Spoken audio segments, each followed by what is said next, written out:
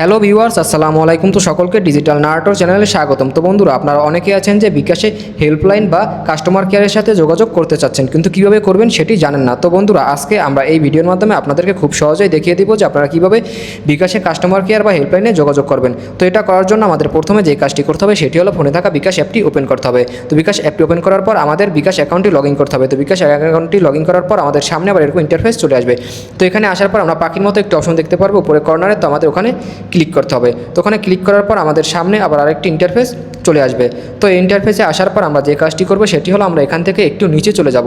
তো এখান থেকে একটু নিচে চলে যাওয়ার পর এখানে একটি সাপোর্ট নামে একটি অপশন দেখতে পারবো। তো আমাদের সকলকেই সাপোর্ট অপশনে ক্লিক করতে হবে। তো ওখানে ক্লিক করার পর এরকম অপশন চলে আসবে। তো এখান থেকে আমরা লাইভ চ্যাট যে অপশনটি দেখতে পাচ্ছি আবার এই অপশনে ক্লিক করব।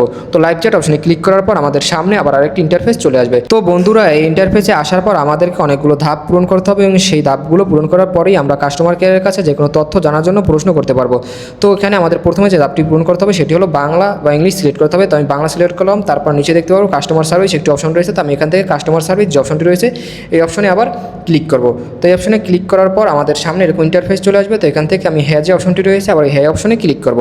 তো বন্ধুরা, হ্যাঁ অপশনে ক্লিক করার পর আমাদের সামনে আবার আরেকটি ইন্টারফেস চলে আসবে। তো এখানে আমাদের নামটি দিয়ে দিতে হবে। তো আমি কাস্টমার কেয়ারের সাথে আগে কথা বলছিলাম, তো আমার এই জন্য নামটি এখানে রয়ে গেছে।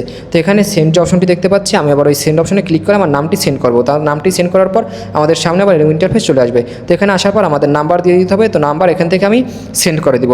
তো এখানে নাম্বার সেন্ড করে দেওয়ার পর আমাদের সামনে আবার এরকম ইন্টারফেস চলে আসবে। তো এখানে বলছে যে বিকাশ থেকে শাওন বলছে কীভাবে আপনাকে সহায়তা করতে পারি। তো আমি এখন তাদেরকে লিখবো যে বিকাশে সেন্ড মানি কীভাবে করে সেটি আমাকে একটু জানান। তো আমি এখানে এটা লিখলাম, লেখার পর আমি এখন সেন্ড করব।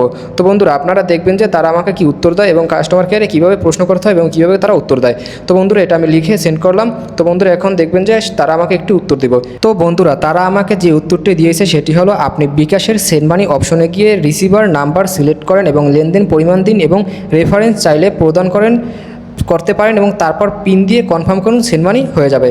তো বন্ধুরা, আপনারা দেখলেন যে আমি কাস্টমার কেয়ার বা হেল্পলাইনে একটা প্রশ্ন করলাম এবং তারা আমাকে উত্তর দিল। তো বন্ধুরা, এভাবেই আপনারা এখানে এসে এরকম ধাপগুলো পূরণ করে তারপর তাদের কাছে প্রশ্ন করতে পারবেন এবং যে কোনো তথ্য এখান থেকে আপনারা জানতে পারবেন। তো বন্ধুরা, এটাই ছিল আজকের ভিডিও এবং কিভাবে আপনারা বিকাশ হেল্পলাইন বা কাস্টমার কেয়ারের সাথে যোগাযোগ করবেন এটাই ছিল তার নিয়ম। তো বন্ধুরা, আপনাদের কাছে যদি আমার এই ভিডিওটি ভালো লেগে থাকে তাহলে অবশ্যই আমার এই ভিডিওতে একটি লাইক দিয়ে দিবেন এবং আপনাদের বন্ধুদের কাছে আমার এই ভিডিওটি শেয়ার করে দিবেন এবং এরকম আরও নতুন নতুন ভিডিও পেতে আমার এই চ্যানেলটি সাবস্ক্রাইব করতে ভুলবেন না। তো সকলকে ভিডিওটি দেখার জন্য ধন্যবাদ। আসসালামু আলাইকুম।